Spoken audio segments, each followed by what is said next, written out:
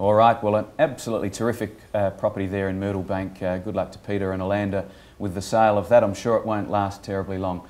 Still in the studio with me at the moment is Terry Walsh. Terry is the SA Executive Director of the Urban Development Institute of Australia.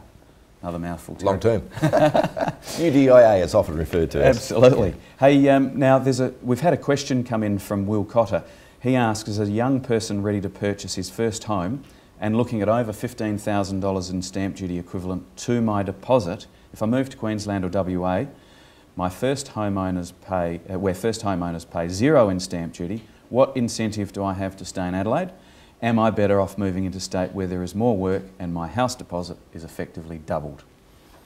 Many elements in that question. There are. First of all, he has to pay stamp duty, so you must do that. You can't leave the country. You can't die without paying your taxes.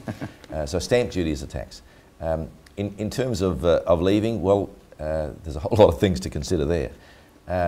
The stamp duty does vary from state to state, there's no doubt about that, and different states are also using inducements like first home owners grants and first home bonus grants.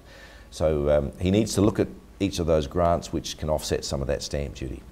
And that's how governments are using stamp duty and grants to offset each other as an inducement. Yes. So I don't want him to go, and if he's aged less than 55, I really want him to stay because I want him to pay my services and taxes to keep my quality of life right for the next 20 years. Yes. Of course, the thing that he hasn't taken into account here is that he does, as a first home buyer, get a grant as well. He does. The federal grant of $7,000 which exists for first home buyers, and then the new home grant of $8,000. So that's right. Everyone has to look at that, and that varies from state to state too. It does, yeah. So stay, Will. We want you to stay.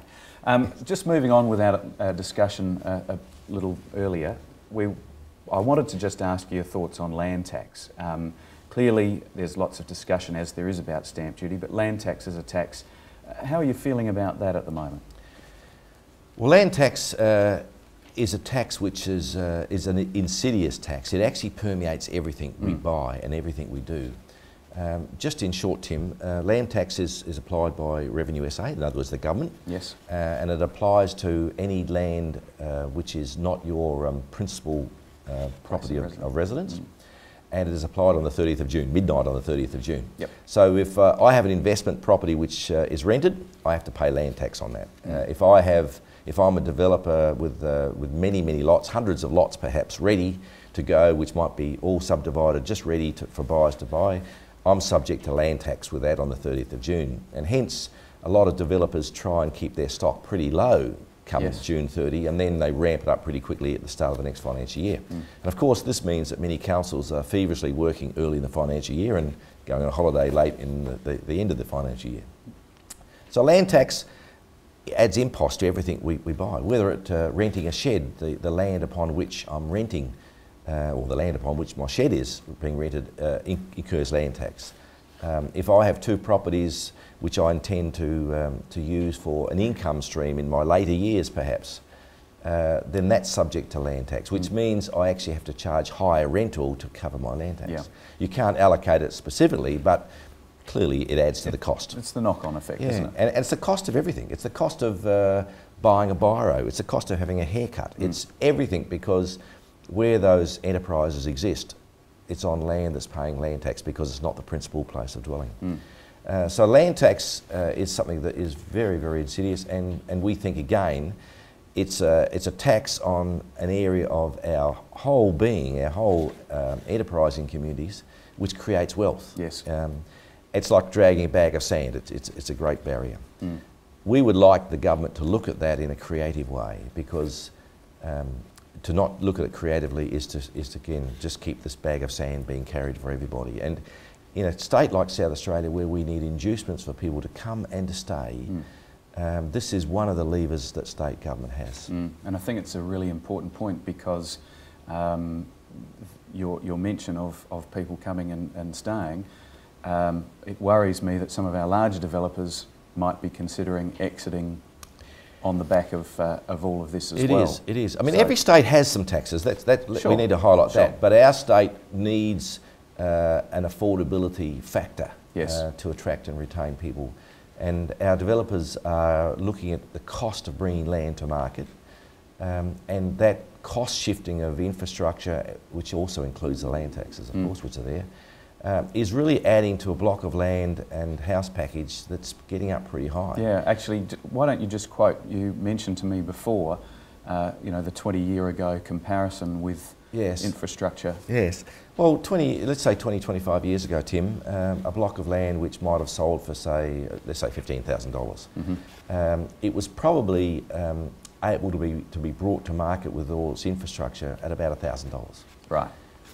So that's just a stark reminder of the fact that now a block of land which might be, if you could get one for $150,000, $180,000, you know, up to $80,000 of that is just carryover cost of infrastructure which has been imposed on that block of land, and it means the first home buyer of that land is incurring all that cost up front, whereas previously we dispersed all that cost across the total community, and we paid that through our water rates and our electricity rates and our general government charges. Now we're seeing the impost of those costs on the block of land which is bought by someone, and often that's the first home buyer. Yes. And often they're the least able to afford it in our community. So it's a double whammy. Yeah. Oh, it's an interesting comparison. Terry, thanks very much for coming in. It's a pleasure. It's been a very interesting chat. Good. Great. Thanks, Tim. Now we're going to have a look at some of our hot properties.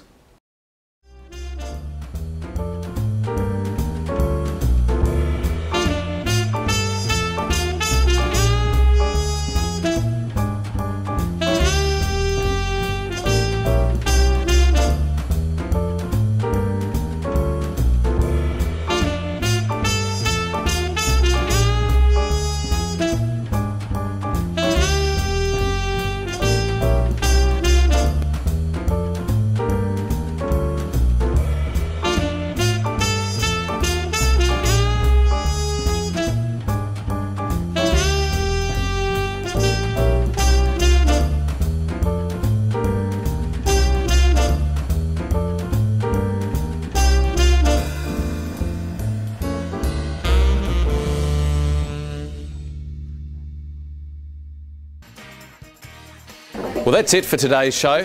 For those of you who joined us at our Blankets on the Move run, thank you for coming along. Hope you enjoyed the soup. And joining us on next week's show is Greg Trouton, President of the Real Estate Institute of South Australia.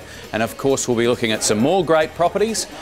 That's at 1 o'clock Wednesday next week. So now for some of our hot properties.